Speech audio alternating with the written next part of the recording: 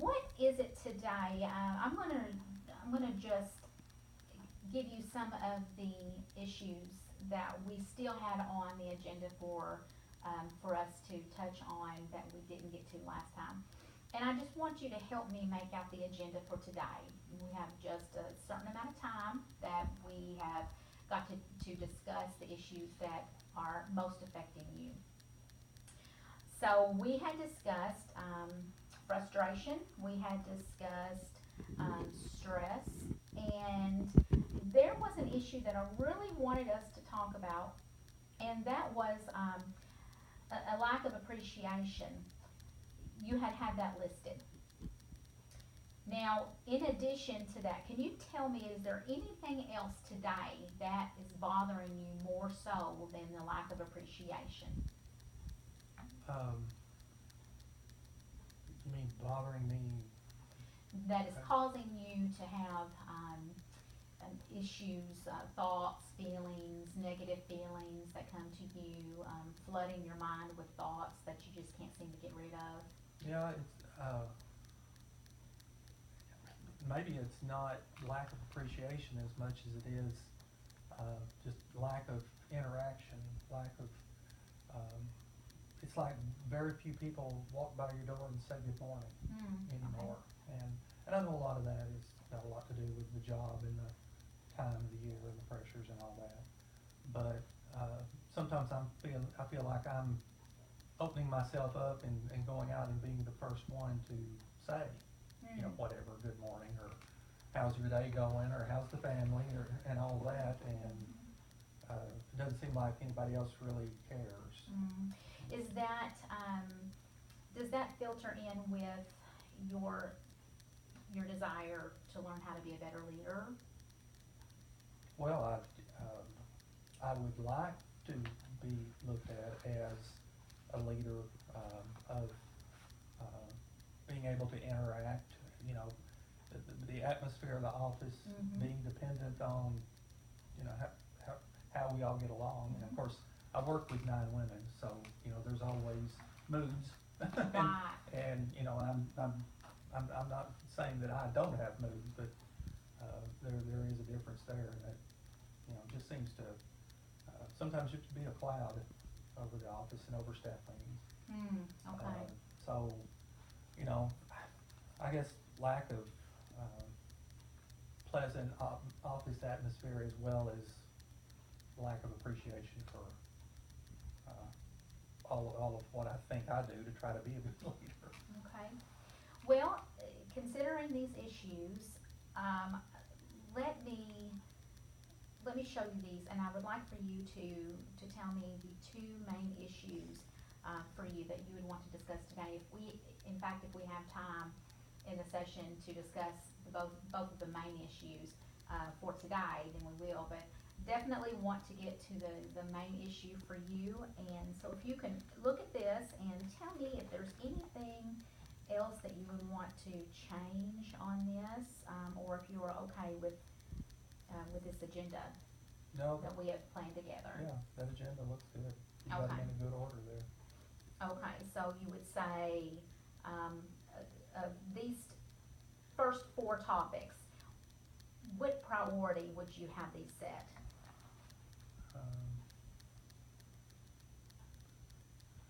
Frustration Okay, so frustration. would be number 1.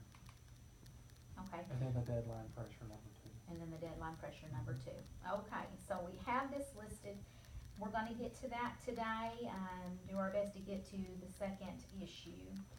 I wanna just talk a little bit about the history of the problem. How long have you been a CPA? 42 years. Okay, 42 years. And can you see how, within 42 years, your thoughts and feelings going into the job each year and tax season each year, has that changed for you at all? It seems like the 3.5 months of tax season goes pretty quickly, and the rest of the year goes even quicker now. It's like, you know, you start dreading January about the end of summer now.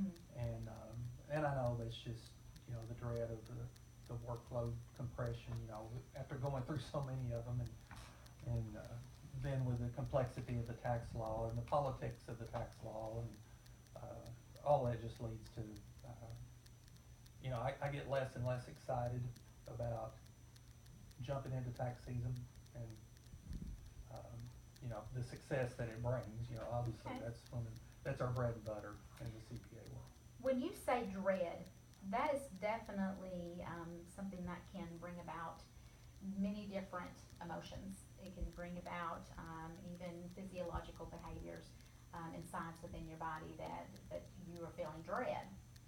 So, can you tell me what actual thoughts do you have when you say dread? Just give me the main, a reoccurring thought that comes to you. I just don't wanna do this anymore. I just don't want to do it anymore. Okay.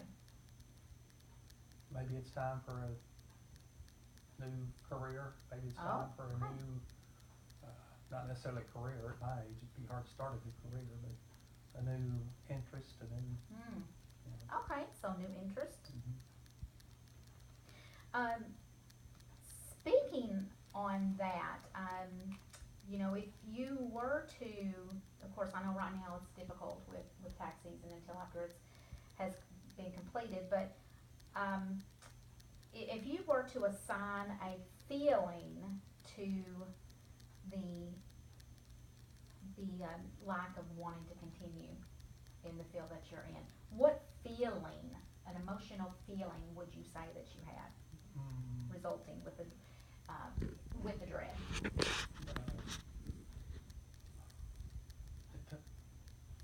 It gives me a lot of anxiety. I wouldn't say it's fear. It's, I'm tired. Tired, okay. Yeah, that's a big one. All right, so you're tired. Would you say that physically you have had this manifested in your Oh, life? yeah. This tiredness, this feeling of dread and anxiety? What physical manifestations have you had?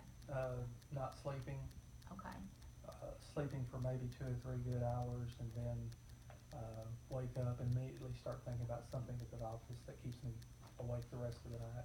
okay. Well, what behavior would you say you have noticed since you have been feeling this dread? Is there any change in your normal behaviors? I'm not as friendly, Okay. I'm not as outgoing, not as pleasant, just ask my family. Oh, okay, okay. All right. Well, those are some good areas for us to start with. I did have you to work on some homework the last time we were here. I had asked you to create a diary, a log of a 24-hour period from the time that you get up in the morning until the time, 24 hours until the next morning, to log your sleeping patterns, to log your eating habits, to log your thoughts when they come into your mind. And I was wondering about that. You had handed that to me earlier. And looking over this, I see where that in fact you do have sleeping difficulties. And I see where you find yourself falling asleep at night. You watch television with your wife, and typically you are waking her up, falling asleep in front of the television, but it is you who is falling asleep in front of the television now. So obviously those are some manifestations of your being extremely tired and not sleeping well at night. And I wonder, is this historical for you each tax season, or is this, No, when would you say that this really began to be noticeable to you? probably toward the end of tax season last year, and the Okay. all of tax season this year. Okay, so within the last year, these last two tax Yeah. seasons. But this has Okay. by far been the hardest one. We just had several family issues to be a distraction for us at the office, and Mm. just, you know, I can pinpoint, I think, it's gotten worse Okay. this tax season. Well, let's discuss a little bit about some triggers. When you have this feeling of dread come over you, and you have listed this in your diary, your log, about midway through the day, you begin to feel overwhelmed and tired, ready to go home.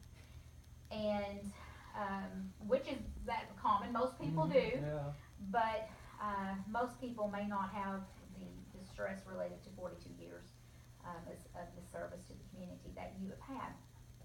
But what typically triggers that feeling that I've gotta go home, I need to go home, that you had listed? when I start thinking about, well, my wife's at home, my daughter's at home, the sun is shining, I need to be out exercising, I need to be out in the backyard working.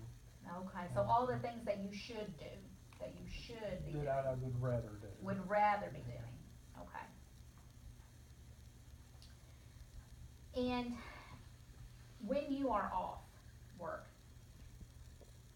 looking through this log, of course, this is a log of a typical day in the life of Steve Hawkins. It's not on a weekend. But when you have some time, once you leave the office, or even while you're at the office, can you give me some ideas of some coping mechanisms that you use to get you through the day or get you through the week? Just keep thinking, okay, 2 weeks and 1 day, I can't do all those things. Counting up how many days of vacation and comp time that I've got because I worked this hard this tax season. Okay. And that really gets me back on track, Okay. usually. So you know that you have an ending to this. Oh, There is yeah. an ending, and you can make it past that ending. Do you do anything special for yourself or your family to Mm, help you cope? Well, during tax season, we try to, get out of town a couple of weekends, but it just doesn't seem to last long enough. Mm-hmm. My family's active in church, and, that provides a relief too, and, my extended family, our grown children, and, being able to spend time with them, being able to spend time with my parents, Mhm. they're elderly and, just a joy to be around. Mm.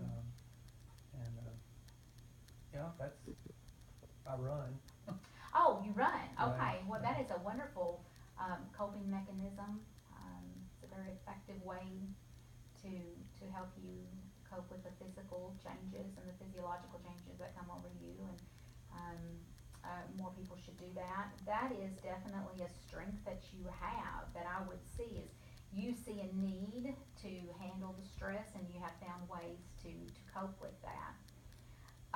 I do wanna discuss a little bit more about the homework. I would like for you, considering we only have one 24-hour log, and I'm not trying to put more work on you, but would you be willing to have a little bit more homework, perhaps, even maybe a weekend plus a day off, possibly a 48-hour diary or log, that, you would be willing to write down, again, the thoughts and the feelings and the ways you cope, just everything that you do in that 24-hour period. And of course, it has listed on here, 24 excuse me, 48 hours. Yeah. And it has listed on here, how much of that time between, say, 0 to 100, 0 being the least, 100 being the most, is pleasurable for you, of what you're doing.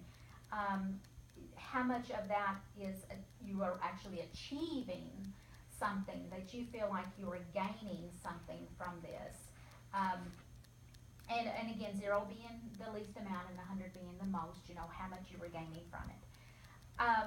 I would like for you to, if you would, to be more detailed on Okay. that. And that would help me, I believe, to develop, us together, to collaborate and develop a good intervention to help you through these next several sessions and to get you through this tax season.